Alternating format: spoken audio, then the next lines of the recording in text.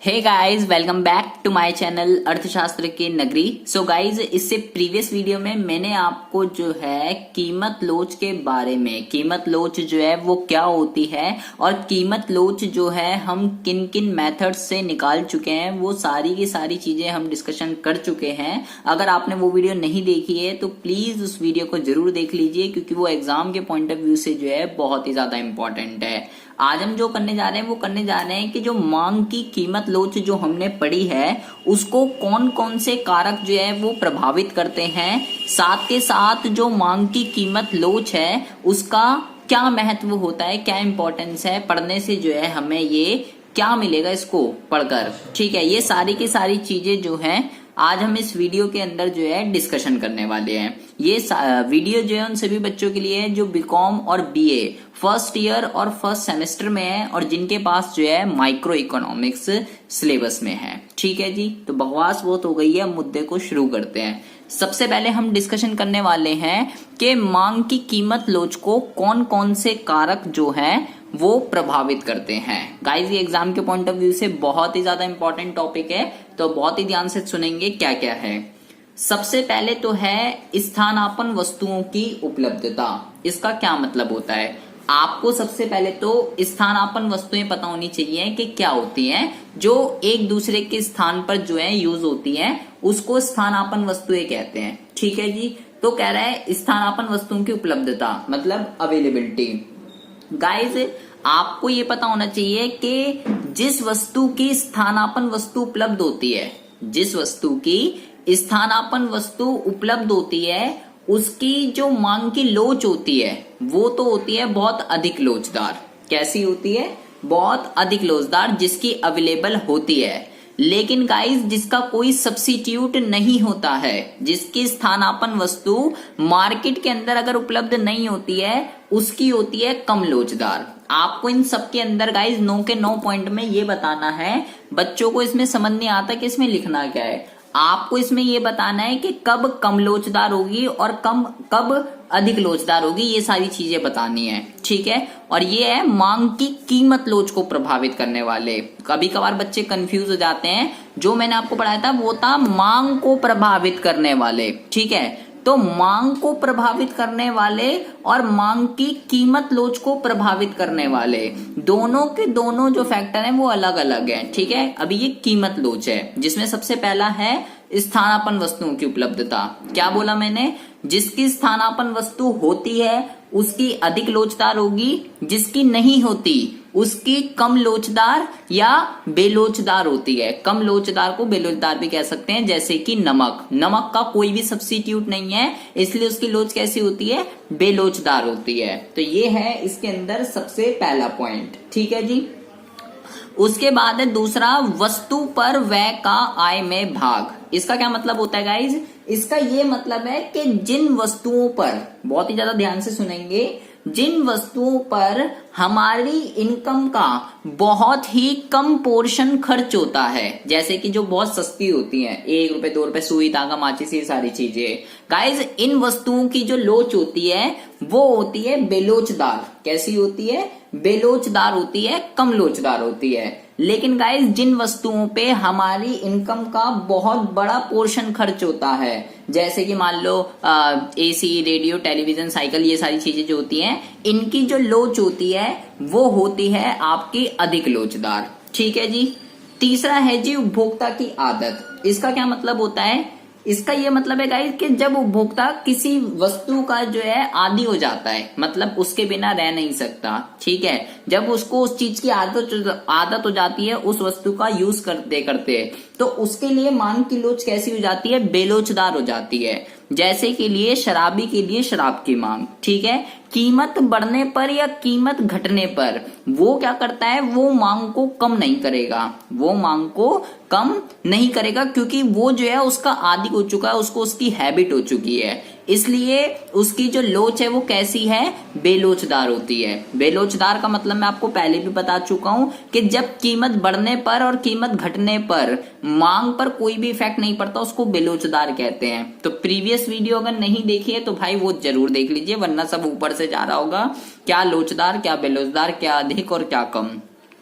उसके बाद है गाइज समय अवधि। समय अवधि का क्या मतलब होता है? Time period. ये दो तरीके का होता है, एक होता है अल्पकाल और एक होता है दीर्घकाल। ठीक है गाइज, अल्पकाल में क्या होता है? अल्पकाल में हमारे पास जो है टाइम पीरियड बहुत ही ज्यादा कम होता है। ठीक है, क्योंकि उसका नाम है अल्पकाल, शॉर्ट टर्म। तो गाइज अल्पकाल में जो मांग की लोच होती है वो बेलोचदार होती है। क्यों होती है बेलोचदार? क्योंकि उपभोक्ता जो है वो अपनी उपभोग की आदत को जो है गाइज नहीं बदल सकता। उपभोक्ता जो है वो अपनी उपभोग की आदत को नहीं बदल सकता, लेकिन दीर्घकाल में बदल सकता है। इसलिए दीर्घकाल में कैसी होती है? दीर्घकाल में होती है अधिक लोचदार। दीर्घकाल में अधिक लोचदार और अल्पकाल में कम लोचदार होती है। ठीक है जी। अगर बात करें अगले पॉइंट की, जिसका नाम है वस्तु की प्रकृति।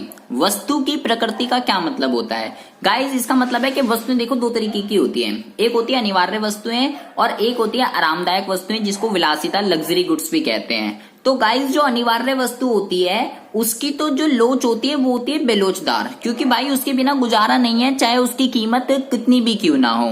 ठीक है, लेकिन जो लग्जरी गुड्स होते हैं उनकी होती है अधिक लोचदार, क्योंकि उनके बिना गुजारा हो सकता है, हमारे पास हो या ना हो इतना ऐसा कोई जरूरी नहीं है। तो जो अनिवार्य है उसकी बेलोचदार या कम लोचदार कह सकते हो, और जो लग्जरी गुड्स होती है, विलासिता की वस्तुएं, उसकी कैसी होती है? उसकी होती है आपकी अधिक लोचदार। ठीक है जी। उसके बाद है वस्तु के विभिन्न प्रयोग। क्या है? वस्तु के विभिन्न प्रयोग। जब कोई वस्तु ऐसी होती है जिसको हम मल्टीपल प्लेसेस पर जो है यूज करते हैं, लाइक दूध हो गया, बिजली हो गई, तो ऐसी उसमें क्या होता है गाइज? ऐसी उसमें जो मांग होती है वो बहुत ही ज्यादा ये कह सकते हैं लोचदार होती है। क्यों? क्योंकि गाइज मान लो बिजली है, अगर बिजली की कीमत जो है कम हो जाएगी तो जहां जहां बिजली का यूज होता है, लाइक पंखा, कूलर, एसी, हीटर वगैरह, इन सब में यहाँ पर इनकी डिमांड क्या हो जाएगी? बढ़ जाएगी। ठीक है, तो वहां पर मांग कैसी है? वहां पर मांग जो है लोचदार होती है। फिर है स्थगन की संभावना। गाइस ये बहुत ही ज्यादा इंपॉर्टेंट है। स्थगन की संभावना का क्या मतलब होता है? इसका ये मतलब है गाइस कि जब मान लीजिए आप जो है सर्दी के टाइम पे हम क्या करते हैं, मान लीजिए आप जो है एक नई जैकेट खरीदना चाहते हो। ठीक है, आप जो है एक नई जैकेट खरीदना चाहते हो, लेकिन आपने सोचा, जो मिडिल क्लास फैमिली के होते हैं, कि चल यार पिछले साल ही तो खरीदी थी वही पहन लेंगे, इस साल कुछ नया नहीं खरीदेंगे। तो जब कुछ वस्तुएं ऐसी होती हैं जिनका उपभोग की जो पॉसिबिलिटी है वो हम भविष्य के लिए डाल देते हैं कि कभी चलो बाद में खरीद लेंगे, अभी तो जो पुरानी है उसी को सही करा के देख लेंगे, उसी को पहन लेंगे। तो गाइस जो ऐसी वस्तुएं होती है जिनका कंजप्शन हम जो है फ्यूचर में डाल देते हैं कि फ्यूचर में हम कभी उसका कंजप्शन करेंगे, तो ऐसे सभी गुड्स जिसका उपभोग हम भविष्य में डाल देते हैं कंज्यूम के लिए, ऐसे सभी गुड्स की जो मांग होती है वो लोचदार होती है। कैसी होती है? लोचदार होती है। वो सभी वस्तुएं जिसका उपभोग हम भविष्य के लिए डाल देते हैं। उसका बाद है वस्तु की कीमत का स्तर। वस्तु की कीमत का स्तर का क्या मतलब होता है? गाइस देखो वस्तुएं जो है दो तरीके की होती हैं, या तो होती है बहुत महंगी या बहुत सस्ती। ठीक है, तो ऐसी वस्तुएं या जो बहुत महंगी है जैसे हीरे वगैरह, और जो बहुत सस्ती है जैसे सुई, पेंसिल, माचिस, ये सारी चीजें, ऐसी सभी वस्तुएं जो होती हैं गाइस उनकी जो लोच होती है वो होती है बेलोचदार या कम लोचदार, और जो सामान्य कीमत वाली होती है उसकी होती है अधिक लोचदार या लोचदार, आप उसको कह सकते हो। ठीक है जी। तो अगला पॉइंट क्या था? वस्तु की कीमत का स्तर। उसके बाद है गाइस धन का वितरण। धन का वितरण का क्या मतलब होता है? गाइस धन का वितरण का ये मतलब है, मैं आपको पहले भी बता चुका हूं कि धन का वितरण या तो समान होता है या असमान होता है। अगर धन का वितरण समान है, अगर धन का वितरण जो है समान है, तो उससे क्या होगा? तो उससे जो मांग की जो मांग जो है वो लोचदार होगी। समान का मतलब अमीर और गरीब में जो है ज्यादा अंतर नहीं है, तो मांग कैसी होगी? तो मांग जो है लोचदार होगी, क्योंकि सभी व्यक्तियों पर जो कीमत का प्रभाव है वो एक जैसा पड़ेगा। लेकिन गाइज अगर धन का वितरण असमान है, अमीर और गरीब ज्यादा हैं, तो जिसकी वजह से कीमतों का जो प्रभाव है वो अलग अलग व्यक्तियों पर जो है अलग अलग पड़ेगा। तो ऐसी स्थिति में जो मांग की लोच होगी वो कैसी होगी? वो होगी आपकी बेलोचदार। कैसी होगी? बेलोचदार। तो ये 9 पॉइंट है गाइज जो मांग की कीमत लोच को क्या करते हैं? प्रभावित करते हैं। सबसे पहले तो आपको ये अच्छे से समझ में आ जाना चाहिए कि इसका कौन कौन से फैक्टर इसको इफेक्ट करते हैं। अब हम जो पढ़ने वाले हैं वो पढ़ने वाले हैं कि इसको जो हमने पढ़ा है ये मांग की कीमत लोच, इसका यूज कहाँ पे है, क्या इंपॉर्टेंस है इसकी, क्या नीड है, हमें क्या मिलेगा इसको पढ़ के, इसका यूज जो है वो कहाँ पर होता है, किन किन चीजों के लिए होता है। देखिए, तो इसको कहते हैं मांग की कीमत लोच का महत्व। क्या कहते हैं? मांग की कीमत लोच का महत्व, जिसके अंदर जो सबसे पहला पॉइंट है वो है एकाधिकार के लिए महत्व। क्या है? एकाधिकार के लिए महत्व। गाइज, एकाधिकार जो है क्या होता है, इसका नाम से पता चल रहा है गाइज, एक तरीके की मार्केट होती है। अभी आगे आएगा तब आपको अच्छे से समझ में आ जाएगा। फिलहाल आपको इतना ध्यान रखना है, ये एक ऐसी मार्केट होती है जहां पर एक ही बेचने वाला होता है, खरीदने वाले जो हैं बहुत सारे होते हैं। एक अधिकार का मतलब होता है एक बंदे का अधिकार, एक का अधिकार।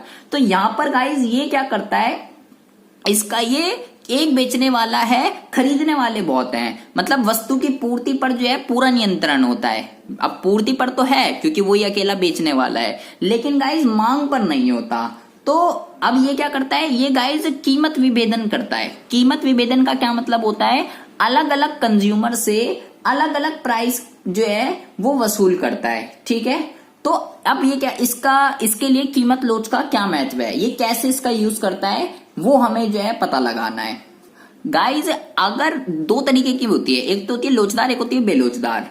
अगर मांग जो है वो लोचदार है, बहुत ही ज्यादा ध्यान से सुनना है, अगर मांग जो है वो लोचदार है तो ये बंदा क्या करता है, एकाधिकार वाला अपनी वस्तु की कीमत को थोड़ा सा कम कर क्या करता है, वस्तु की अधिक मात्रा बेच देता है और अधिक लाभ कमाता है। लेकिन गाइज, अगर मांग जो है बेलोचदार है, अगर मांग जो है बेलोचदार है तो वो कीमत को बढ़ाकर क्या कर सकता है, अपना लाभ अधिक कर सकता है। क्योंकि अगर मांग बेलोचदार है मतलब कि कीमत बढ़ने से और कीमत कम होने से डिमांड पे कोई भी इफेक्ट नहीं पड़ेगा, तो वो कीमत ज्यादा करेगा ना, सिंपल सी बात है, क्योंकि लाभ ज्यादा कमाना है। लेकिन अगर मांग लोचदार है मतलब कि लोचदार है तो उससे क्या करेगा, उसमें वो कीमत ज्यादा नहीं बढ़ाएगा। तो वो कैसे पता चलेगा कीमत को कितना बढ़ाना है कितना कम करना है, वो मांग की लोच से पता चलता है कि वो लोचदार है या वो बेलोचदार है। अगर बेलोचदार है तो वो प्राइस ज्यादा बढ़ाएगा, अगर लोचदार है तो वो प्राइस को थोड़ा कम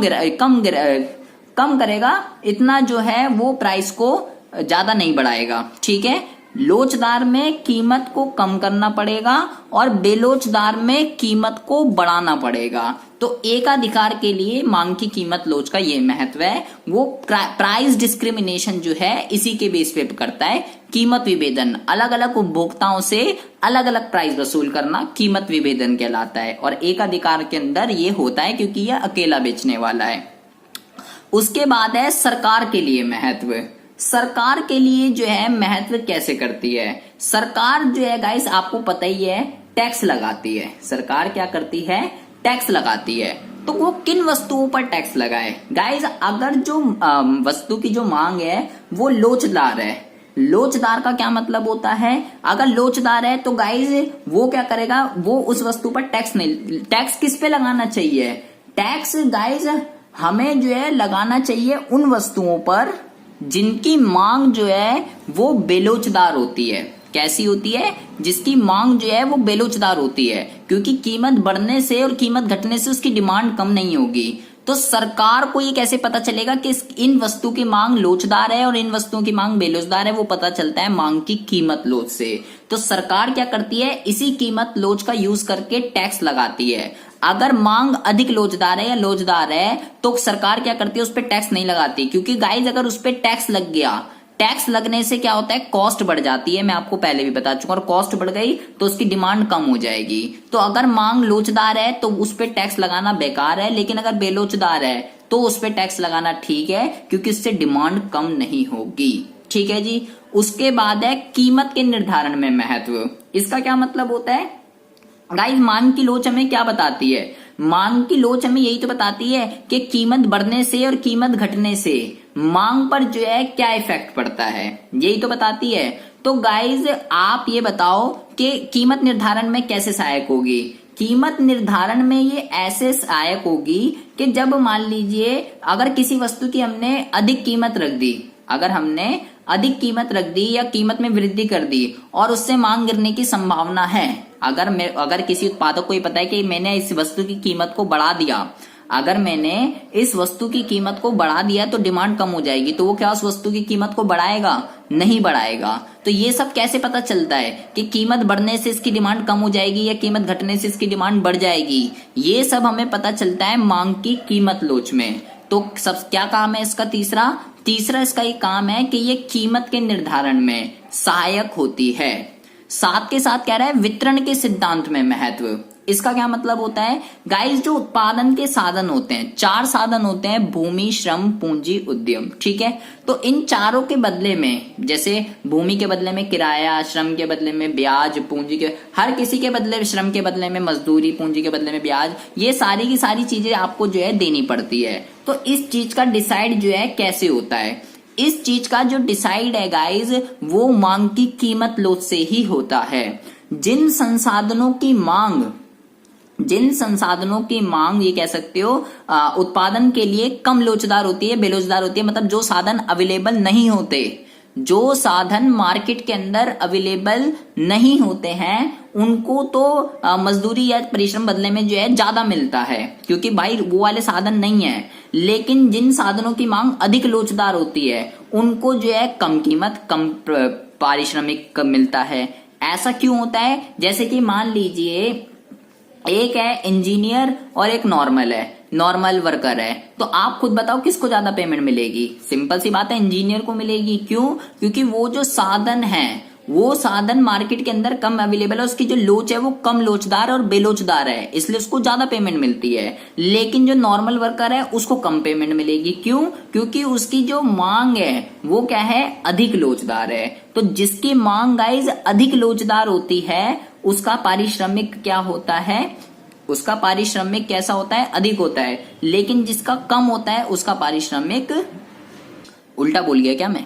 देखो मैंने क्या बोला, जिस उत्पादन के जो साधन है, अगर उसकी मांग कैसी है? कम लोचदार है, तो उसको अधिक पारिश्रमिक दिया जाएगा। अगर कम लोचदार है, मतलब डिमांड जो है कम लोचदार है, तो उसका पारिश्रमिक जो है ज्यादा होगा। और अगर लोच जो है वो अधिक लोचदार है, तो पारिश्रमिक जो है वो कम दिया जाएगा। ठीक है जी।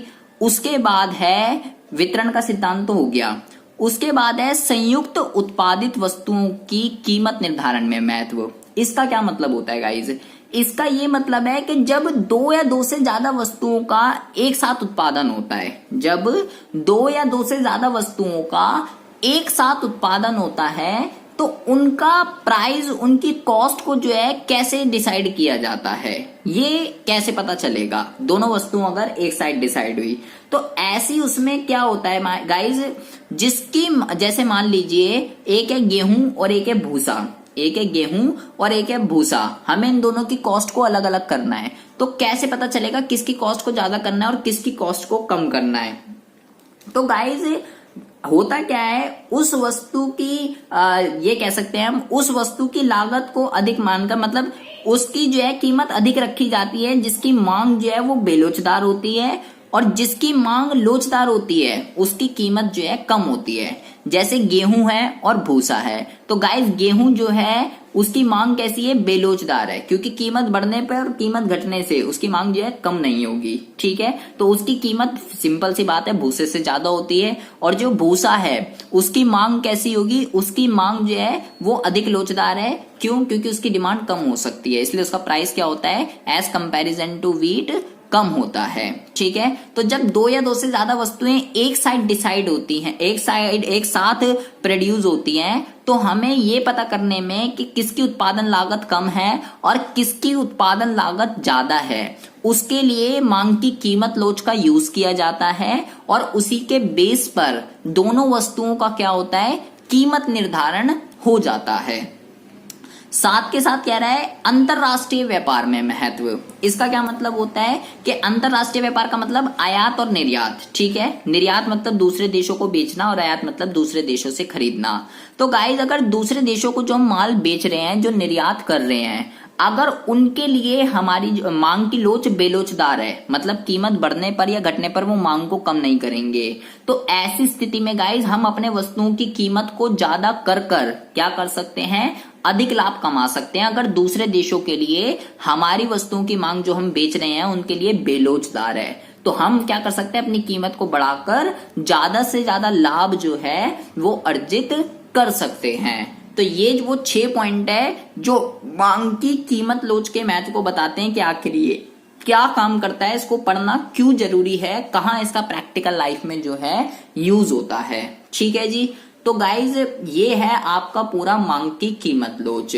इसमें आपको कुछ भी समझ ना आया हो, कोई भी डाउट हो, कोई भी इशू हो, आप मेरे को कमेंट बॉक्स में कमेंट कर सकते हैं। चैनल पर अगर पहली बार आए हो तो प्लीज इस चैनल को सब्सक्राइब करके बेल आइकन को जरूर प्रेस कर लीजिए। आपके लिए मैं ऐसी इंटरेस्टिंग वीडियो रोजाना इस चैनल पर अपलोड करता रहता हूँ। मिलते हैं आपसे नेक्स्ट वीडियो में ऐसी इंटरेस्टिंग टॉपिक के साथ। तब तक के लिए have a good day, bye bye, take care.